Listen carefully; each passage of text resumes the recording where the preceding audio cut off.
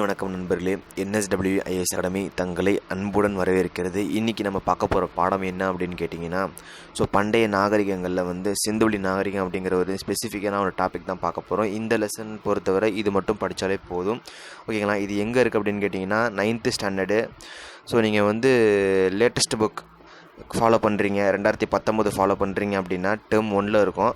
நான் latest book updated edition use பண்ணிட்டுருக்கிறேன். நான் 2020 அப்படிங்கிறப்போ இதுக்கான லிங்க் நான் கீழே கொடுக்குறேன். இதில் டேர்ம் வைஸ்லாம் இருக்காது, ஃபுல் பஞ்சு புக்காக இருக்கும். இதில் பேஜ் நம்பர் 27, ஓகேங்களா. ஆக்சுவலாக பண்டைய நாகரிகங்கள் லெசன் 17ஆம் பக்கம் ஆரம்பிக்குது, 17th பேஜ் ஆரம்பிக்குது. இப்போ நம்ம படிக்கிறது ஸ்பெசிஃபிக்கலாக சிலபஸ் ஏற்ற மாதிரி படிக்கிறோம். அப்படிங்கிறப்போ நம்ம 27ஆம் பக்கம் சிந்துவெளி நாகரிகம் அப்படிங்கிறது டாபிக் மட்டும்தான் ஸ்பெசிஃபிக்கலாக பார்க்க போகிறோம், ஓகேங்களா. வாங்க பார்க்கலாம். இது ஆக்சுவலாக நம்ம 6th ஸ்டாண்டர்டில் வால்யூம் 1ல் லெசன் நம்பர் 3ல் ஃபுல் புக் படிச்சிருப்போம். அதுக்கான லிங்க் நான் கீழே டிஸ்கிரிப்ஷனில் கொடுக்குறேன். நீங்கள் அதை பார்த்துக்கோங்க. அதை பார்த்துட்டு இதை பார்த்தீங்க அப்படின்னா உங்களுக்கு இன்னும் செம்மையாக புரியும், ஓகேங்களா. நீங்கள் இதிலேருந்து படிக்கும்போது ஒரு தொடர்கதையாக தான் உங்களுக்கு இருக்கும், ஓகேங்களா. ஓகே, நம்ம பார்க்கலாம். இது நம்ம ஃபுல்லாக சிலபஸாக பார்க்கலாம். இது ஆல்ரெடி நான் சொன்ன பாயிண்ட் நீங்கள் ஆல்ரெடி கேட்டிருப்பீங்க. பட் என்னென்னா அதோட அப்டேட்டட் வெர்ஷன் தான் எல்லாமே, ஓகேங்களா. ஓகே, வாங்க பார்க்கலாம். இது 1 மினிட் ஆயிடுச்சு. ஆரம்பிக்கிறது முன்னாடி பிடிச்சிருந்தால் லைக் பண்ணிவிடுங்க, ஷேர் பண்ணிவிடுங்க, சப்ஸ்கிரைப் பண்ணிவிடுங்க. உங்களோட சப்போர்ட் இருந்தால் மட்டும்தான் பண்ண முடியும், இல்லைனா அது வேஸ்ட்டு தான், ஓகேங்களா. ஓகே, ஹராப்பா நாகரிகம் அப்படிங்கிறது இந்த ஹராப்பா நாகரிகத்தை தான் நம்ம சிந்துவெளி நாகரிகம் அப்படின்னு சொல்கிறோம், ரைட்டுங்களா. அதே போல் இது 1.3 மில்லியன் சதுர கிலோமீட்டர் பரவி இருக்குது. இதோட ஸ்பேஸ் 1.3 மில்லியன் சதுர கிலோமீட்டர் என்னதுங்க, இது பரவி இருக்குதுங்க. நீங்கள் ஜஸ்ட்டு கதை மாதிரி கேளுங்க, கதை மாதிரி கேட்டுருங்க. நான் உங்களுக்கு பாயிண்ட் சொன்னால் மட்டும் நீங்கள் என்ன பண்ணுங்கன்னா நீங்கள் பார்க்கலாம், ஓகேங்களா. ஃபஸ்ட்டு அப்போ வரைக்கும் கதை மாதிரி நீங்கள் கேட்டுட்டு இருந்தாலே போதும். இப்போது இது சிந்துவெளி நாகரிகம் அப்படிங்கிறத பற்றி நம்ம என்ன அப்படிங்கிறது பேசிக்கான விஷயம் அங்கே பார்த்துட்டோம். இப்போ இதில் என்ன பண்ண போகிறோம் அப்படின்னு பார்த்தீங்கன்னா, இது எங்கே இருந்துச்சு, இது எவ்வளோ சதுர கிலோமீட்டரில் இருந்துச்சு, இதில் யாரெல்லாம் இருந்தாங்க, இருந்தவங்கலாம் எங்கே போயிட்டாங்க, இவங்க யாருக்கெல்லாம் தொடர்பு இருந்துச்சு, இவங்க ரோட்டில் போனாங்களா, சேத்தில் போனாங்க, எப்படி போனாங்க அப்படிங்கிறது பார்க்க போகிறோம். கடல் வழி வணிகம் பண்ணாங்க, யாரோட வணிகம் பண்ணாங்க, வீடுகள்லாம் எப்படி இருந்துச்சு, அது நம்ம வீடுகள்லாம் எப்படி இருந்துச்சுங்கிறத நம்ம ஃபஸ்ட்டு பார்த்துட்டோம். இப்போ எங்கே இருந்துச்சு அப்படிங்கிறத பற்றி பார்க்க போகிறோம், ஓகேங்களா. எப்படி இது அப்படிங்கிற மாதிரி இந்த லெசன்லேருந்து நமக்கு 2 மார்க் வருது. அப்படிங்கிறப்போ நம்ம இது கண்டிப்பாக பார்த்து தான் ஆகணும். 27வது பக்கத்துலேருந்து 32 பக்கம், சரி 27 பேஜ் நம்பர் 27லேருந்து பேஜ் நம்பர் 22, ஓகேங்களா. அவ்வளோதான். இப்போ 5 பக்கம் தான், டக்குன்னு பார்த்து முடிச்சிடலாம் வாங்க. இப்போ என்ன சொல்கிறாங்க அப்படின்னா, ஃபஸ்ட்டு 1.3 மில்லியன் சதுர கிலோமீட்டர் அப்படின்னு பரவி இருந்துச்சு. இதோட ஸ்பேஸ் அவ்வளோதான், ஓகேங்களா. மார்க் பண்ணி காமிக்கிறேன். 1.3 இதுதான் அதோட பரவி இருந்து 1.3 மில்லியன் யூடியூப் வியூஸ் மாதிரி, ஓகேங்களா. ஓகே, இது எப்படி இருந்துச்சு அப்படின்னு மேற்கு பாகிஸ்தான், ஈராக் அப்படின்னு ஒரு பேராகிராஃப் மாதிரி கொடுத்துருப்பாங்க. அது ரொம்ப சிம்பிள் தான். என்ன தெரியுமா விஷயம், ஒன்று போட்டுக்கோங்க, ஓகேங்களா. இங்கே என்ன இருக்குது, இதுதான் நம்ம இந்தியான்னு வச்சுக்கோங்க. இங்கே என்ன இருக்குது, நமக்கு ஆக்சுவலாக தெரியும் பாகிஸ்தான் இருக்குது, மேலே என்ன இருக்குது ஆப்கானிஸ்தான் இருக்குது, இங்கே என்ன இருக்குது உத்தரப்பிரதேஷ் இருக்குது, கீழே என்ன இருக்குது மகாராஷ்டிரா இருக்குது, ரைட்டுங்களா. ஓகே, இப்போ பாகிஸ்தான்னு பார்த்தீங்கன்னா பாகிஸ்தான் பக்கம் தான் டோர் இருக்கிற மாதிரி, ஓகேங்களா. தான் டோரு. இதை இன்னொருன்னு சொல்லுவாங்க சுட்கா ஜென் டோர்னு சொல்லுவாங்க. சுட்கா ஜென் டோர்னு சொல்லுவாங்க. இல்லை டோர்னு ஞாபகம் வச்சுக்கிட்டா கூட போதும். மேலே ஆப்கானிஸ்தானில் எங்கப்பா ஷார்ட்டுக்கு இதெல்லாம் என்ன அப்படின்னா, இது வரைக்கும் பரவி இருந்திருக்கு. அதோட எல்லை ஆப்கானிஸ்தான் எல்லை இவ்வளோ இருக்குது. இப்போ இந்தியான்னு எடுத்துக்கிட்டிங்க அப்படின்னா நம்ம பாகிஸ்தானோட வரைக்கும் எவ்வளோ இருக்குது, பங்களாதேஷு, சைனா, ஓகேங்களா. ரைட். நெக்ஸ்ட்டு யூபி அப்படின்னு பார்த்தீங்கன்னா உத்தரப்பிரதேசம், ஆமாம், ஆலம்கீர், ஏஜி, இது மகாராஷ்டிராவா, தைமாபாத், மகாபாரத்னே வருது. ஓகே, எவ்வளோதான் விஷயம். அதே போல் வேறுனா இந்த நாகரிகம் பரவி இருந்த முக்கிய பகுதி அப்படின்னு பார்த்தீங்கன்னா குஜராத். எல்லாமே நார்த்து சைடு, எல்லாமே அப்புறம் தான், எல்லாமே நார்த்து சைடு தான், ரொம்ப நார்த்து சைடு. இப்போ நம்ம பாகிஸ்தானு அப்புறம் வேறு என்ன இருக்குது நமக்கு, ஹரியானா. கிட்டத்தட்ட நம்ம பஞ்சாப் எல்லாமே பாதி ஆக்குபைட் ஆயிடுச்சு பாகிஸ்தானுக்கு. அப்படிங்கிறப்ப நம்ம பாகிஸ்தான்னு சொன்னாலே நம்ம டக்குன்னு என்ன சொல்லணும், பஞ்சாப்னு சொல்லணும். பஞ்சாப்னா நம்ம பஞ்சாப் சொல்லக்கூடாது, குறிப்பிட்ட ஏரியாவை சொல்லணும். அப்போ இந்த குறிப்பிட்ட ஏரியா எதுங்க, ஹரியானா. முடிஞ்சு போச்சு, அவ்வளோதான். பாகிஸ்தான், ஹரியானா, குஜராத், ராஜஸ்தான். பக்கத்து ஒரு மேப் இருந்துச்சுன்னா டக்குன்னு உங்களுக்கு ஈஸியாக இருக்கும். இருந்தாலும் உங்களுக்கு சொல்கிறேன். இந்த பார்த்தீங்கன்னா தான் பாகிஸ்தானா, பாகிஸ்தானாலே மேக்ஸிமம் வந்து பஞ்சாப் எல்லாமே ஆக்கப்போய்டு, பாதி ஆக்கப்போய்டு பாகிஸ்தான் தான். அப்போ பிபி கரெக்டாக போச்சு. அப்போ பஞ்சாபில் எங்கெங்க, ஹரியானா, ரைட்டுங்களா. ஸோ பஞ்சாப்னா பஞ்சாபு கிட்ட ஓகேங்களா. ஹரியானா உங்களுக்கு புரியணும் அப்படிங்கிறத நான் இப்படி சொல்லிட்டு இருக்கிறேன் நான். ஸோ ஹரியானா, பஞ்சாப், கொஞ்சம் கீழே வந்த என்ன நமக்கு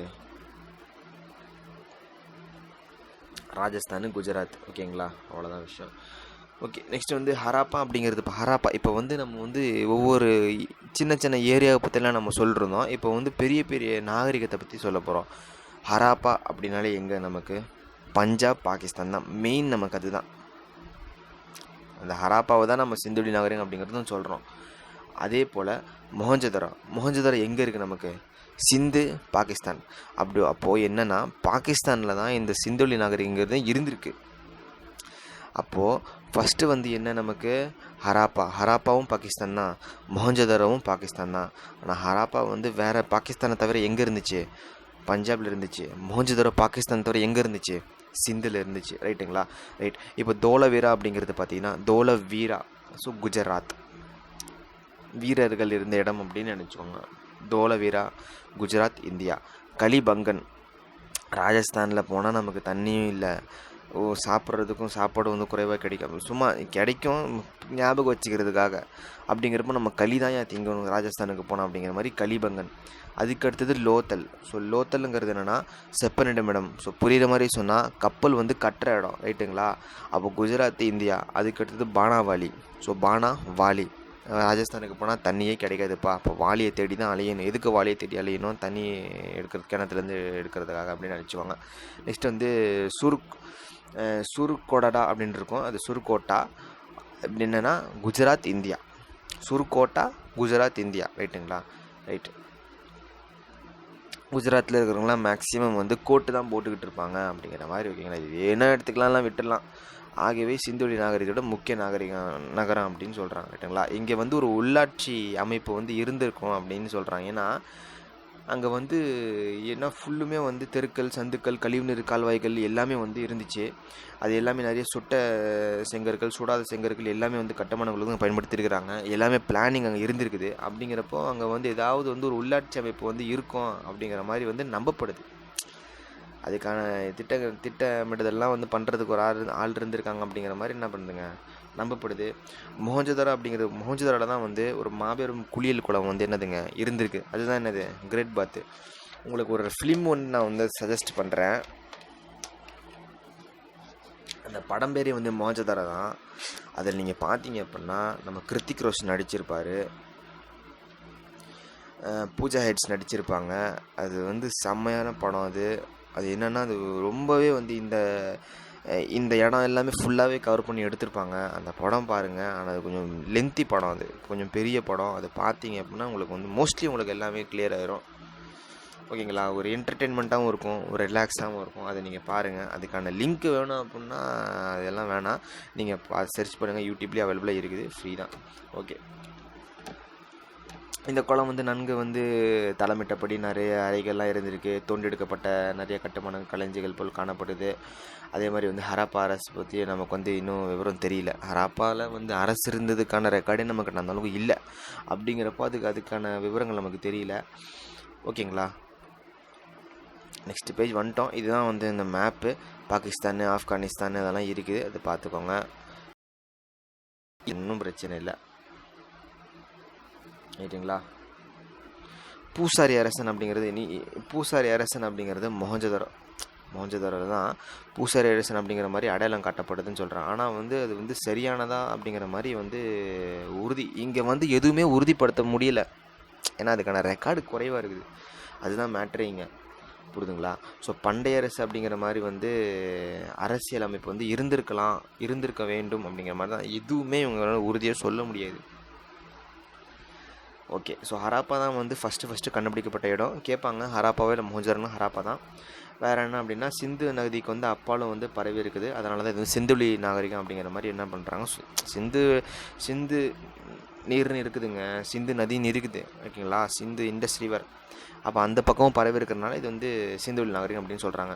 நெக்ஸ்ட்டு வேளாண்மையும் கால்நடை வளர்ப்பும் அப்படிங்கிற மாதிரி கேட்டிருக்கீங்க. ஹரப்பா மக்கள் வந்து வேளாண்மையில் வந்து ஈடுபட்டிருந்தாங்க. அவங்க வந்து கோதுமை, பார்லி எல்லாமே நம்ம என்னென்ன சாப்பிட்றோமோ எல்லாமே அவங்களும் இருந்திருக்கு, பயிரிட்டிருக்காங்க, எல்லாம் நம்மளோட நல்லாவே பண்ணியிருக்காங்க. எப்படி சாகுபடினா இரட்டை சாகுபடி தான். ஒரு நல்லா ஞாபகம் வச்சுக்கோங்க, விவசாயம் பண்ணுறதும் இரட்டை முறை தான். அதே போல் நம்ம என்னதுங்க அது மெஷர்மெண்ட்டும் வந்து இரட்டை முறை தான், புரியுதுங்களா. அது ரெண்டுமே மெஷர்மெண்ட்டு, அதே போல் வந்து பைனரி சிஸ்டம், புரியுதுங்களா உங்களுக்கு. ரைட். நெக்ஸ்ட் ஆடு மாடு வளர்த்தாலும் அவங்க வந்து ஆடு மாடு வளர்க்குறதெல்லாம் அவங்களுக்கு தெரிஞ்சிருக்குது. செம்மறி ஆடுகள், வெள்ளாடுகள் அவர்கள் வந்து வளர்த்துருக்குறாங்க. ஆனால் வந்து குதிரை மட்டும் அவங்களுக்கு தெரியல. அவங்க வளர்த்த வந்து ஒரு பெரிய வகை மாட்டினை வந்து செபு, மாடை வந்து செபுன்னு சொல்லுவாங்க, ரைட்டுங்களா. ஸோ சிந்துவெளி முத்திரைகளில் வந்து இவ்வகையான பெரிய காளை உருவங்கள் இருந்திருக்கு, சிந்துவெளி முத்திரைகள். ஸோ முத்திரைகளில் வந்து இந்த மாதிரி பெரிய வகையான காளை எல்லாமே என்னதுங்க இருந்திருக்குன்னு சொல்கிறாங்க, ரைட்டுங்களா. வேறு என்ன, ஆமாம், மட்பாண்டங்களில் வந்து செதுக்கிற எல்லா நாகரிகத்தும் இருக்குமே இவங்களும் மட்பாண்டங்கள் இருந்திருக்கு. அதில் அழகான ஓவியங்கள் எல்லாமே வந்து செதுக்கப்பட்டிருக்கு, தீட்டப்பட்டிருக்கு, ஓகேங்களா. அவங்களுக்கு தெரிஞ்ச 2 கலர் தான், என்னதுங்க அது, பிளாக்கு, ரெட்டு, ஓகேங்களா. அழகாக கொடுத்துருக்காங்க.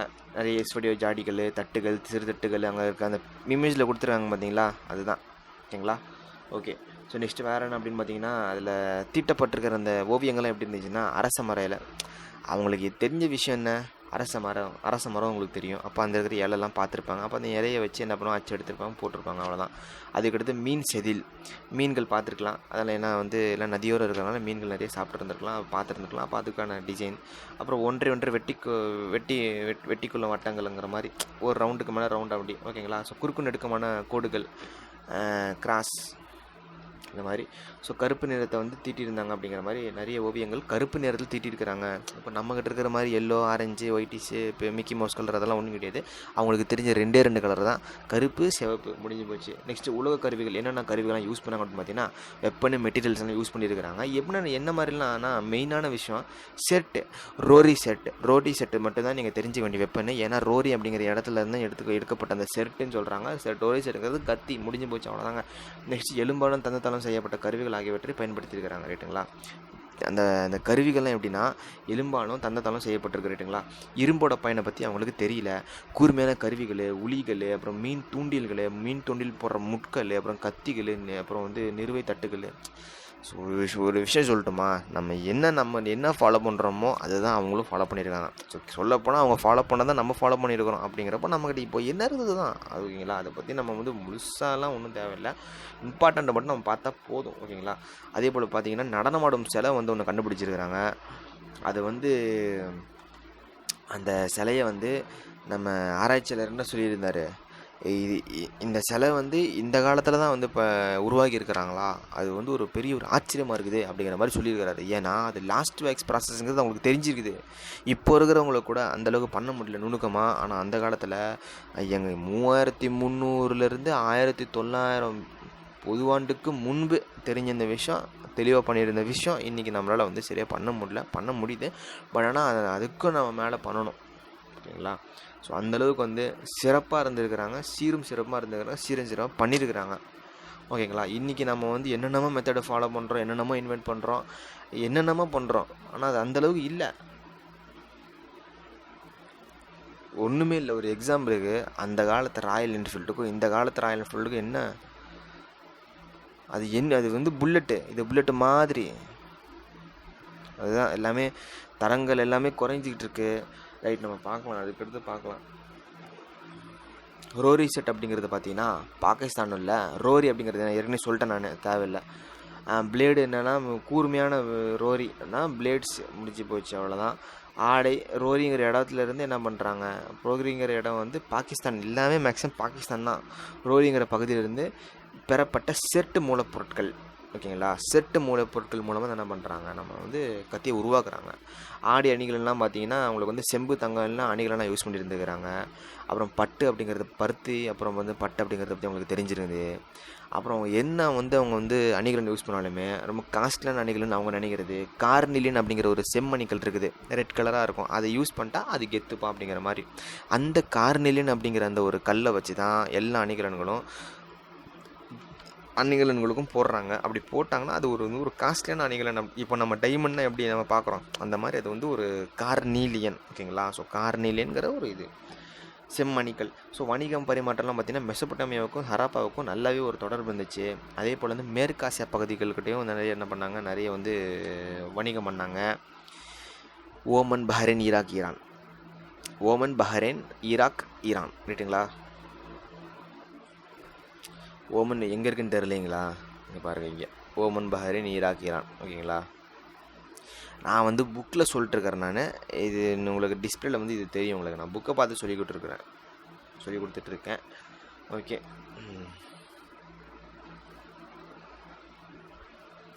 ஓகேங்க. அதே மாதிரி வந்து ஹராப்பா முத்திரைகள் வந்து இருக்குது.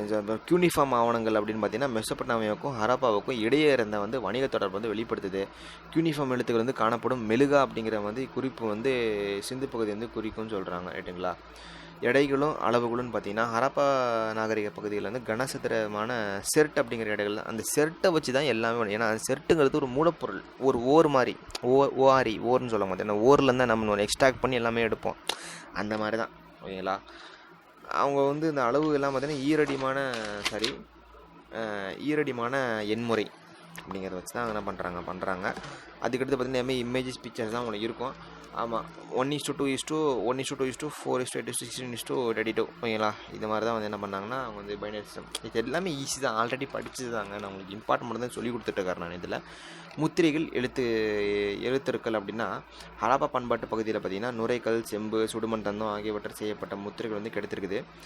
இவை வந்து வணிக நடவடிக்கைகளுக்கான பயன்படுத்தியிருக்கலாம்னு சொல்கிறாங்க. ஆமாம், ஹராப்பா எழுத்து வந்து இது வரைக்கும் 5000 சிறு எழுத்துக்கள் வந்து தொகுதியிலேருந்து கண்டுபிடிச்சிருக்காங்க. ஆனால் இது வரைக்கும் வந்து யாருமே வாசிக்கப்படலை. ஏன்னா அது யாருமே தெரியல ரைட்டுங்களா. வேறு என்னென்னு சொல்கிறாங்கன்னா, நிறைய அறிஞர்கள் வந்து திராவிட மொழிக்கும் இதுக்கும் வந்து சம்மந்தம் இருக்குது அப்படிங்கிற மாதிரி வந்து, அதாவது சம்மந்தம் இல்லை, இது திராவிட எழுத்துக்களே அப்படிங்கிற மாதிரி வந்து உறுதி சொல்கிறாங்க. அதுக்கான ரெக்கார்டு கிடையாது அப்படின்னா நம்ம வந்து அஃபிஷியலாக நமக்கு இல்லை. திராவிட மொழி இருக்கலாம் உறுதியாக வந்து கருதுகிறாங்க. கருத்து தான் இது, கருத்து. ஓகேங்களா. அப்போ அது வேறுபடலாம்ல. அப்போ நமக்கு வந்து ஒரு பாயிண்ட்டு நமக்கு வந்து ஒரு ரெக்கார்டாக வேணும்.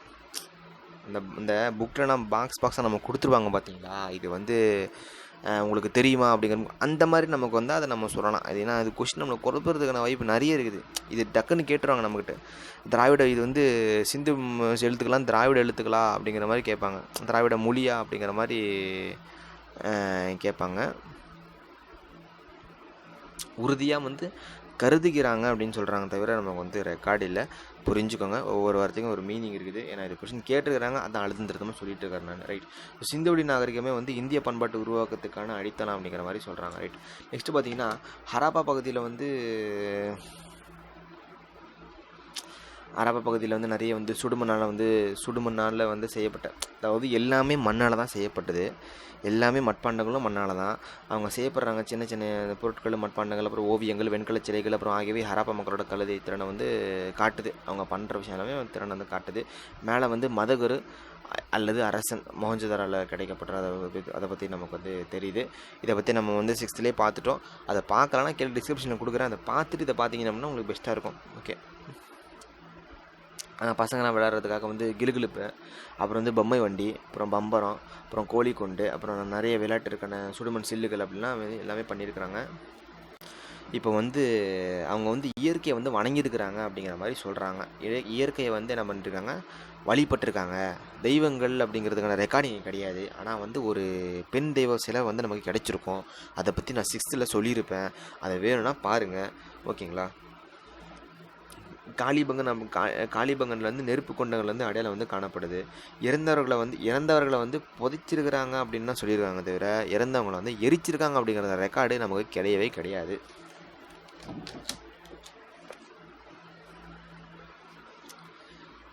ஹராப்பா மக்களோட எழுத்துக்களை வந்து அதுக்கு இது வரைக்குமே வந்து அதுக்கான பொருள் வந்து கண்டுபிடிக்கல. ஏன்னா அது நமக்கு தெரியல. அவங்க வந்து திராவிட மொழி வந்து பேசினாங்க அப்படிங்கிற மாதிரி வந்து என்று அறிஞர்கள் ஒரு சாரார் கூறுகின்றனர். அறிஞர்கள் சொல்லிக்கிட்டு தான் இருக்கிறாங்க. ஆமாம். தொழில் ஆய்வுகள் வந்து நாகரிகத்தோட வீழ்ச்சி வந்து ஆமாம் சார் அதோட வீழ்ச்சிக்கு பிறகு என்ன ஆயிருக்குன்னா, சிந்து நாகரிகத்தோட வீழ்ச்சிக்கு என்ன ஆயிருக்குன்னா, அவங்க வந்து கிழக்கு நோக்கியும் தெற்கு நோக்கியும் போயிருக்கிறாங்க அப்படிங்கிற மாதிரி தெரியுது. கிழக்கு நோக்கியும் தெற்கு நோக்கி, இது மெயின். ஏன்னா அவங்க நார்த்து நோக்கி போல, அவங்க வந்து வடக்கு நோக்கி போல, மேற்கு நோக்கி போல. அவங்க போயிருக்கிறது என்னதுங்க, கிழக்கு நோக்கியும் ஈஸ்ட் நோக்கியும் சவுத்து நோக்கியும் போயிருக்கிறாங்க. அப்படி இருக்கிறவங்க தமிழ்நாட்டுக்கு வர்றதுக்காக வாய்ப்பு இருக்குது. அவரோட எழுத்து வந்து இன்னும் வரைக்கும் பொருள் கண்டுபிடிக்கல. நிறைய கேள்விகள் இருக்குது. வேறு என்னென்னா, நிறைய விவசாயிகள், கால்நடை வளர்ப்போர், வேட்டையாடுவோர், உணவு சேகரிப்போர் நிறைய இருந்துக்கிறாங்க. ஓகேங்களா. வேறு என்ன இம்பார்ட்டன்ட் என்னப்பா அப்படின்னு பார்த்தீங்கன்னா, தொடக்க காலம் அப்படின்னு பார்த்தீங்கன்னா 3300 2600 வரைக்கும் இதுதான் வந்து தொடக்கம். முதிர்ந்த காலம் அப்படின்னு பார்த்தீங்கன்னா 2600 1900 முடிஞ்சு போச்சு. பிந்தைய காலம் ஆஃப்டர் அப்படின்னு பார்த்தீங்கன்னா 1900 எவ்வளோ இருக்கும், 1700, ஒரு 200 கம்மி, அவ்வளோதான். பின்னாடி வந்து புதுவாண்டுக்கு முன்புன்னு போட்டுக்கோங்க, இல்லை கிமுன்னு போட்டுக்கோங்க, எப்படி வேணால் போட்டுக்கோங்க. ஓகே. சிந்துவெளி நாகரிகோட வீழ்ச்சி அப்படின்னு பார்த்தீங்கன்னா 1900 தான் நமக்கு என்னதுங்க ஆரம்பிச்சு. பருவநிலை மாற்றம், மெசபொட்டாமியோட வணிகத்தில் வந்து வீழ்ச்சி. ஏன்னா பணம் இல்லை, அதனால் பணம் இல்லை, வணிகமே இல்லை அப்படிங்கிற மாதிரி. நதியோட வறட்சியில் வெள்ளப்பெருக்கு, அப்புறம் அந்நியர் படையெடுப்பு, அந்த மாதிரி நிறைய விஷயம் வந்துச்சு. அவங்க போயிட்டாங்க, அவ்வளோதான். சிந்து வந்து முற்றிலும் வந்து அழியலை, அது வந்து கிராம பண்பாடாக மாறிடுச்சு, அவ்வளோதான். இப்போ சிந்துவெளி எழுத்துக்களை பற்றி நீங்கள் வந்து சொல்லணும் அப்படின்னா, அது வந்து அருமையான ஒரு கலை. அது வந்து ஹராப்பா மக்களுக்கு வந்து எழுதும் கலை வந்து தெரிஞ்சிருந்துருக்குது. லட்சணிகள், சுடுமண் முத்திரைகள், மட்பாண்டங்கள் அப்படிங்கிற மாதிரி எல்லாமே அங்கே தெரிஞ்சிருக்கு நமக்கு. 5க்கும் குறைவான குறியீடுகளே வந்து என்னதுங்க கொண்டிருக்கு. அதாவது பொறிப்புகள் பார்த்திங்கன்னா ரொம்பவே வந்து குறுகியவை, எல்லாமே ஷார்ட் அண்ட் ஸ்வீட்டு. ஓகேங்களா. தொடர்கள் எல்லாமே வந்து சராசரியாக 5க்கும் குறைவான குறியீடுகள் வந்து இருந்திருக்கு. 5க்கும் ஒரு தொடரில் 5க்கும் குறைவான குறியீடு தான். புரியுதா உங்களுக்கு? குறியீடு தான் இருந்திருக்கு. ரோசாட்டா கல்லில் போல் மும்மொழிகள் வந்து பயன்படுத்தப்படவில்லைன்னு சொல்கிறாங்க. ஆமாம். இப்போது ரோசாட்டா கல் அப்படிங்கிற ஒரு கல் இருந்துச்சு. அதில் வந்து நிறைய மும்மொழிகள்லாம் வந்து நிறைய மும்மொழிகள் இருந்துச்சு. அப்படி இருந்த மாதிரி இதில் வந்து மும்மொழிகள் வந்து இல்லை அப்படிங்கிற மாதிரி சொல்கிறாங்க. எழுத்துக்கள் வந்து வலப்பக்கத்தில் இந்த ரைட்லேருந்து லெஃப்ட்டு தான் எழுதியிருக்கிறாங்க, தவிர லெஃப்ட்லேருந்து ரைட்டு எழுதலை. நம்மளை மாதிரி எழுதலை, அவங்க டிஃப்ரெண்டாக எழுதியிருக்கிறாங்க, ஆப்போசிட்டாக எழுதியிருக்கிறாங்க. அதே மாதிரி கணினி மூலம் வந்து ரஷ்ய அறிஞர் யூரி வந்து என்ன சொல்கிறாரு அப்படின்னா, இது வந்து சிந்துவெளி எழுத்துக்கள் வந்து திராவிட மொழி குடும்பம் அப்படிங்கிற மாதிரி வந்து சொல்கிறாரு. வரிசையை பெற்றிருக்குன்னு சொல்கிறாங்க. சிந்துவெளி நாகரிகம் அப்படின்னு பார்த்தீங்கன்னா விரிவான ஆய்வு வந்து செய்துள்ள அறிஞரான ஐராவத மகாதேவன் என்ன சொல்கிறார் அப்படின்னா, அவர் என்ன சொல்கிறாருன்னா, ஹராப்பா மொழியோட மூல வேர்களே வந்து தென்னிந்திய திராவிட மொழிகள் தான் அப்படிங்கிற மாதிரி சொல்கிறாரு. மே 2007 வந்து தமிழ்நாடு தொல்லியல் துறை என்ன பண்ணுச்சுன்னா, பூம்புகாருக்கு அருகில்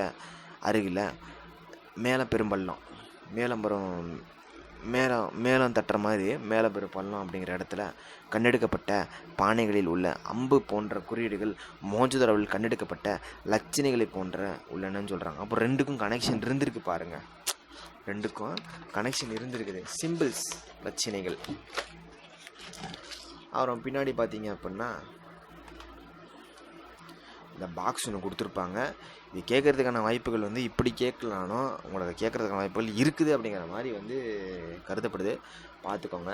ஸோ ஃபஸ்ட்டு நம்பர் 1 எடுத்துட்டிங்க அப்படின்னா, மீன் வந்து கட் பண்ணுற மாதிரி இருக்குது. அப்போ சரிபாதியாக என்ன பண்ணியிருக்காங்க, பகுக்கப்படும் மீன் சொல்கிறாங்க, அது ஒலிப்பு மீன். அதுக்கடுத்தது பார்த்திங்கன்னா மேல்குறை ப்ளஸ் மீன், மும்மீன் அப்படின்னு சொல்கிறாங்க. நீங்கள் வந்து பொருள் அப்படிங்கிறது வந்து நான் உங்களுக்கு சொல்லிடுறேன், நீங்கள் அடையாளம் ஒலிப்பு முறையை மட்டும் பார்த்துக்கோங்க, முடிஞ்சு. அதுக்கடுத்து இடைப்பட்ட பகுதி மீன். ஏன் இடைப்பட்ட பகுதி மீனுன்னு சொல்கிறாங்க அப்படின்னு பார்த்தீங்கன்னா, அந்த ரோடு மாதிரி இடையில் இருக்குது பார்த்தீங்களா, அது மீன் ட்ரிக்ஸ் எல்லாம் கிடையாது, மீனிங் அதுதான். இடைப்பட்ட மீன் 6 விண்மீன்கள் வந்து கார்த்திகைன்னு சொல்கிறாங்க. பொருள் வந்து 6 மீன். ஃபஸ்ட்டு அதுதான் நான் சொல்கிறேன்னு, பொருளை விட்டுருங்க, இப்போதைக்கு பொருளை விட்டுருங்க. அதை பார்த்தீங்கன்னா குழம்பும், அதை விட்டுருங்க. அதுக்கடுத்து பார்த்தீங்கன்னா புள்ளி இல்லை வந்து துளி மீனுன்னு சொல்கிறாங்க. புள்ளி இல்லை அல்லது துளி மீன். இதை ஃபஸ்ட்டு நாள் லெஃப்ட் இருக்குது பார்த்தீங்களா, இங்கே பாருங்கள், இதை விட்டுருங்க. ஓகேங்களா, அதை விட்டுருங்க. அதை இங்கே பாருங்கள், இங்கே ஃபஸ்ட்டு வந்து மீன் குறியீடு மீன், அப்புறம் பசு மீன், பச்சை விண்மீன், புதன் கிரகம். அதுக்கடுத்து 2வது 3 கோடு இருக்கா, அப்போ 3 மீன் மெய்மை மீனுன்னு சொல்கிறாங்க. கருப்பு விண்மீன் சனி கிரகம். அது மஸ்ட்டு வந்து புதன் கிரகம், அப்புறம் சனி கிரகம். புரிஞ்சுங்களா? அதுக்கடுத்தது 6 கோடு 6 மீன் வெள்ளி மீன், வெம்மை மீன், வெள்ளி கிரகம். அதுக்கடுத்தது 7 கோடு 7 மீன் பொட்டு மீன், சிகப்பு மீன், கெண்ட சிகப்பு விண்மீன், ரோகிணி. ஓகேங்களா? ரோகு மீன் நினச்சிக்காதீங்க. அதே மாதிரி இந்த பக்கம் இப்போ நம்ம லெஃப்ட் பக்கம் வர்றோம். இப்போ நம்ம லெஃப்ட் பக்கம் வந்தோம்னா அது கொஞ்சம் நியாயம். ரைட். இது வந்து ஃபஸ்ட் என்னென்னா, ஒரு மீன் இருக்குது, அதை கட் பண்ணுற மாதிரி இருக்குது. சரிப்பாதியாக என்ன பண்ணியிருக்காங்க, கட் பண்ணியிருக்கிறாங்க. அப்போ விண்மீன். ஓகேங்களா? அதுக்கடுத்தது மீனுக்கு மேலே மேற்கூரை மாதிரி போட்டிருக்காங்க. அப்போ மேற்கூரை ப்ளஸ் மீன், மும்மீன், 3 விண்மீன், மிருக சீரிசம். அதுக்கடுத்தது ஒரு மீன் இருக்குது, கட் பண்ணியிருக்காங்க, பக்கத்தில் 2 கோடு போட்டிருக்காங்க. அந்த ரோட்டில் போங்க அப்படிங்கிற மாதிரி இடைப்பட்ட மீன். அப்போது அந்த 2 கோடுக்கு நடுவில் அந்த மீனை வச்சு பார்க்குற மாதிரி பார்த்தீங்க அப்படின்னா இடைப்பட்ட மீன் ப்ளஸ்ஸு பகுதி மீன், அது ஒரு பகுதி. அதுக்கடுத்து பார்த்தீங்கன்னா புள்ளி இல்லைன்னா துளி மீன். முடிஞ்சுங்களா? புள்ளி அல்லது துளி மீன். ஏன் அப்படி சொல்கிறாங்கன்னா, எல்லா மீன்களுக்கும் ஒரு பக்கத்தில் கோடு இருக்கும், இல்லை உள்ளே கோடு இருக்கும், இல்லை மேலே கூரை இருக்கும், இல்லை கீழே கூரை இருக்கும். ஆனால் இதுக்கு ஒன்றுமே கிடையாது. அப்படிங்கிறப்போ ஒரு துளி கூட இல்லைப்பா அப்படிங்கிற மாதிரி, ஒரு புள்ளி கூட இல்லைப்பா, ஒரு துளி கூட இல்லைப்பா அப்படிங்கிற மாதிரி புள்ளி அல்லது துளி மீன். அவ்வளோதான் விஷயம். இல்லை 2 மார்க் வந்தாலும் சரி, 10 மார்க் வந்தாலும் சரி, அடிச்சுட்டு போயிட்டே இருங்க. ஸோ புரியலாம் கீழே கேளுங்க, கமெண்டில் கேளுங்க. புரியுங்களா? ஸோ நன்றி, வணக்கம். பிடிச்சிருந்தா லைக் பண்ணிவிடுங்க, ஷேர் பண்ணிடுங்க, மறக்காமல் சப்ஸ்கிரைப் பண்ணிடுங்க.